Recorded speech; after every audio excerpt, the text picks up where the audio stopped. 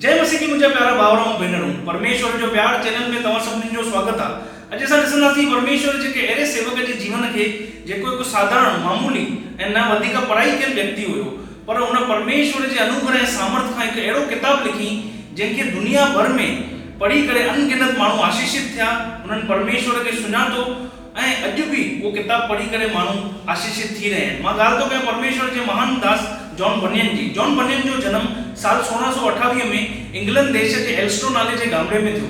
John बनियन के पिता जो नालो थॉमस ऐं माता जो नालो मार्गरेट हुयो। जॉन बनियन के पिता जो कम इहो हुयो कि वो तांबे ऐं लोहे जूं शयूं ठाहींदो हुयो ऐं उन जे बासणनि जी मरम्मत कंदो हुयो।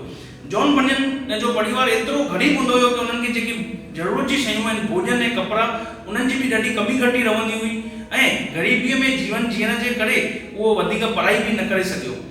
जॉन बनियन नंढपण में ही पंहिंजे पिता सां गॾु उन जे धंधे खे सिखण लॻो ऐं उन सां गॾु कमु करण लॻो। जॉन बनियन पंहिंजे गामड़े में कलीसियाउनि में वञी करे पादरियुनि खां वचन ॿुधंदो हुयो, पर उन जे दिलि खे कुझु बि स्पर्श न कंदो हुयो, छोकी उन वक़्तु चर्चूं सिर्फ़ु धार्मिक परंपराऊं रीति रिवाजनि में फाथल हूंदियूं हुयूं। उन्हनि जे अंदरि कोई जीवित विश्वास न हूंदो हुयो। पोइ जॉन बनियन धीरे धीरे जीअं वॾो पियो थींदो वञे, उहो ग़लति संगति में फासी पियो, ग़लति कमु करणु लॻो, लड़ाई झगड़ा करणु लॻो। पोइ जॾहिं जॉन बनियन 16 साल जो थियो त उनजे माता जी मृत्यु थी वई ऐं उनजे कुझु महीननि खां पोइ संदसि जी भेण जी मृत्यु बि थी वई। इन जे करे जॉन बनियन ॾाढो अंदरां खां टुटी पियो ऐं उहो परमेश्वर जे मथां गुस्सो करे उनखे हीअ चवणु लॻो कि हे परमेश्वर, तूं मुंहिंजी माता ऐं मुंहिंजी भेण खे छो न बचाए। उन समय जे दौरान ही इंग्लैंड में हिकु सिविल वॉर चालू हुयो जेको राजा ऐं संसद जे विच में हुयो। इन युद्ध जो मसलो इहो हो कि इंग्लैंड ते राज केरु कंदो। जॉन बनियन भी युद्ध में युद्ध जे करे सेना में भर्ती थियो ऐं संसद जे सपोर्ट में बीठो। जॉन बनियन एडी नंढड़ी जवानी जी उम्र में उन ॾाढो निकटता खां इन युद्ध में जाम माण्हुनि खे मरंदे ॾिठई ऐं जाम लोहे जे हथियारनि खे ॾिठई। इन जे करे इन ॻाल्हियुनि जे करे उन जे दिलि ते ॾाढो गहरो असरु थियो ऐं उनखे मन मां हाणे जाम उन मन में सवाल हलण लॻा कि छा मां बि हिकु ॾींहुं अचानक हीअं मरी वेंदुमि?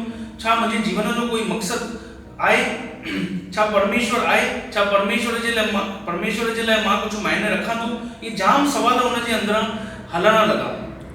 पोइ सेना में लॻभॻि 3-4 साल बिताइण खां पोइ जॉन बनियन वापसि पंहिंजे घर अची वियो ऐं पंहिंजे घर अची करे वापसि पंहिंजे पिता सां गॾु उन जे धंधे में कमु करणु लॻी वियो।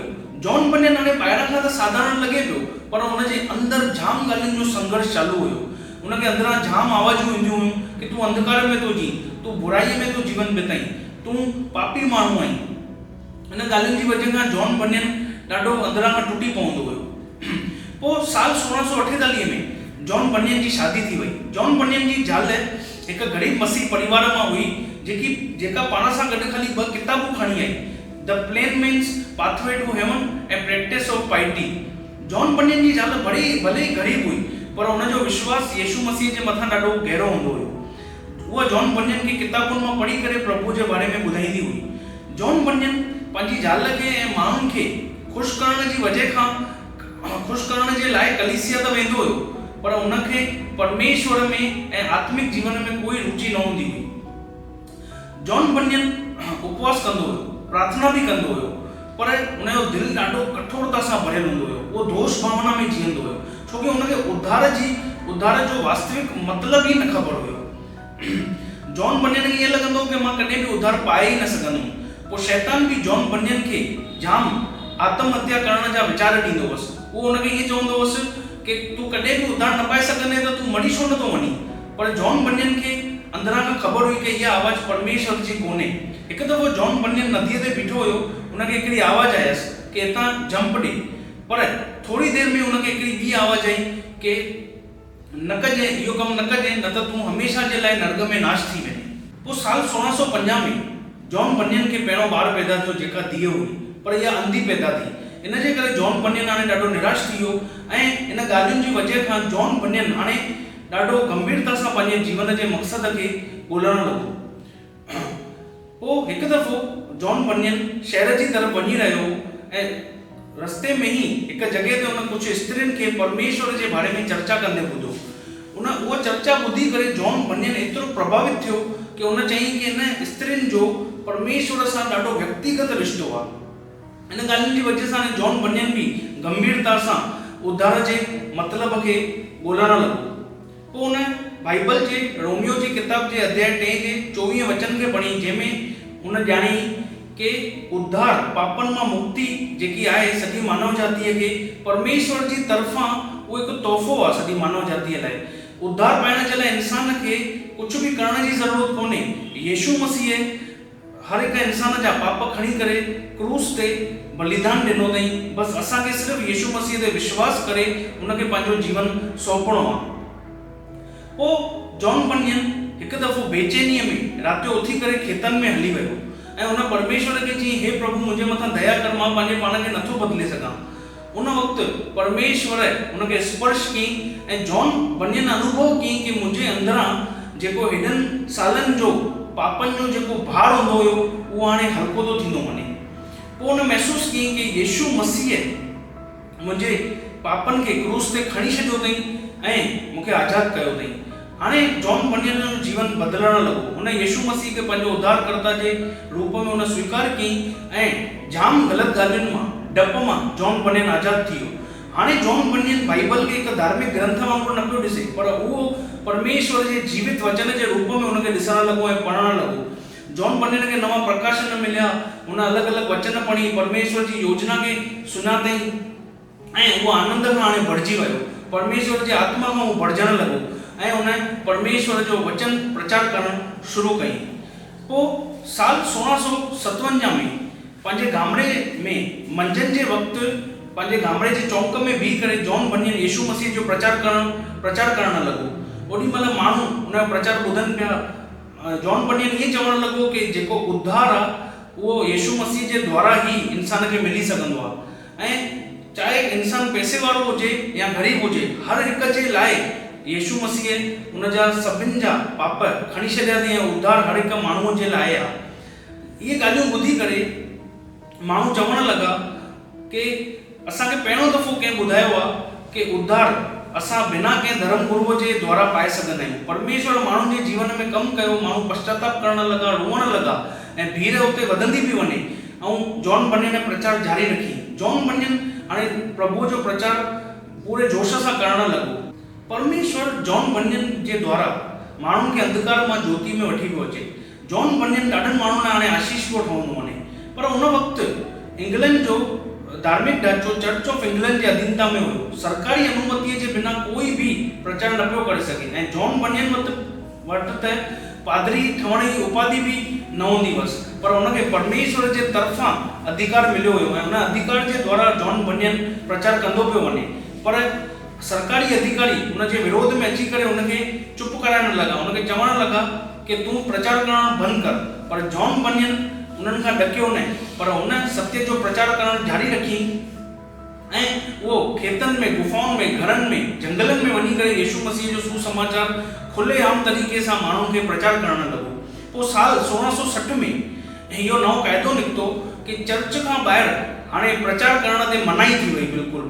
पर तंहिं हूंदे बि जॉन बनियन प्रभु जो वचन प्रचार करणु जारी रखी। इन जे करे साल 1660 में हिकु ॾींहुं जॉन बनियन खे गिरफ़्तार कयो वियो ऐं हुनखे जेल में विधो वियो।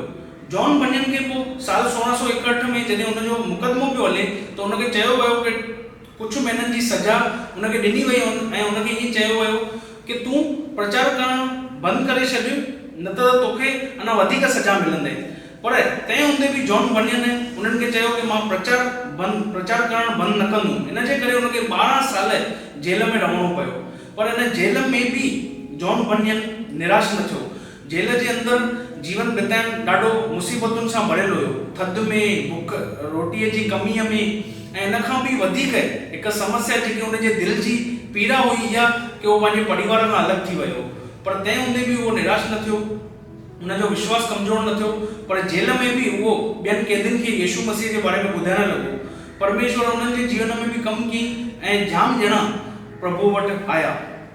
इन वक़्तु ई जॉन बनियन इतिहास जो, दुनिया जे इतिहास जे सभिनीनि खां उत्तम किताबुनि मां हिकिड़ो किताब परमेश्वर जी सहायता में लिखी, जंहिंजो नालो आहे द पिलग्रिम प्रोग्रेस, जंहिंखे हिंदीअ में चयो वेंदो आहे मसीही मुसाफ़िर।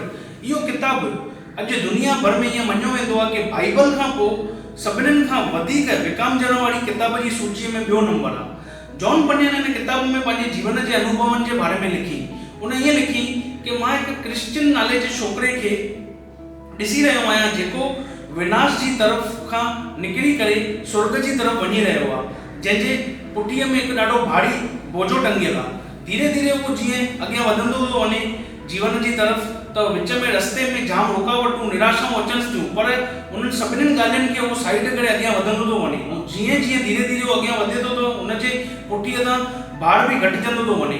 पोइ जॾहिं जीअं ई उहो यीशुअ जे सूलीअ ते पहुची थो वञे सूलीअ जी तरफ़, त उहो पूरी तरीक़े सां आज़ाद थो थी वञे। इहा किताब अॼु दुनिया भर में 200 खां बि वधीक मुख्य भाषाउनि में अनुवाद कयल आहे ऐं अॼु बि माण्हू पढ़ी करे इहे आशीषित थी रहिया आहिनि। इहा किताब हर हिकु मसीह व्यक्तिअ खे पढ़णु खपे।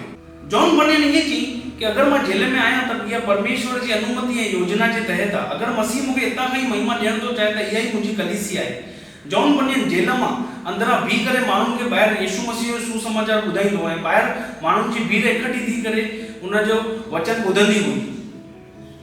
परमेश्वर हर वक़्तु जॉन बनियन खे उनजी मुसीबतुनि ऐं संघर्षनि में संभालींसि ऐं उनजी हर वक़्तु मदद कंदो रहियो। परमेश्वर जी सहायता खां उन जेल में बि प्रभुअ जो अद्भुत कमु कई। पोइ साल 1672 में 12 साल जेल में रहण खां पोइ आख़िरकार जॉन बनियन खे रिहा कयो वियो।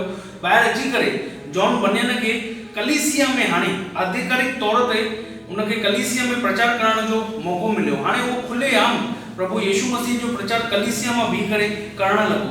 जॉन बनियन जेल मां ॿाहिरि अची करे ईअं चयो हुई कि हाणे मां ख़ाली पंहिंजे गामड़े ऐं ॿियनि क्षेत्रनि ताईं सीमित न रहंदुमि, पर मां हाणे यीशु मसीह जो सुसमाचार खणी करे ॾाढनि अॻियनि जॻहियुनि ते बि वञी करे अॻियनि ॿियनि क्षेत्रनि में वञी करे बि मां उनजो सुसमाचार प्रचार कंदुमि। जॉन बनियन हिन समय जे दौरान उन ॿिया बि जाम किताब लिखी ऐं जाम सभाउनि जो आयोजन कयईं ऐं जाम जवाननि खे उन प्रशिक्षित बि कयईं। जॉन बनियन जो वचन ॿुधण जे लाइ माण्हू परियां खां अचणु लॻा। परमेश्वर जॉन बनियन जे द्वारा अद्भुत कमु कंदो रहियो। जॉन बनियन इएं चई कि मुंहिंजे जीवन में हिकिड़ो ई मक़सदु आहे कि माण्हुनि खे यीशु मसीह वटि वठी अचणु। जॉन बनियन हाणे पंहिंजे परिवार सां गॾु बि जाम उनखे सुठो समय गुज़ारण जो मौक़ो मिलियो ऐं उहो पंहिंजे परिवार सां गॾु सुठो वक़्तु गुज़ारे रहियो हुयो। जॉन बनियन जो सादगीअ वारो ईमानदार नैतिक ऐं सचो जीवन ॾिसी करे जाम माण्हू प्रभावित थिया। पर जॉन बनियन जे जीवन में लगातार उनजे पूरे जीवन भर में सताव, विरोध, तकलीफ़ूं ऐं पूरा आरोप उनजे चारो ओर उनखे घेरो करे रहिया।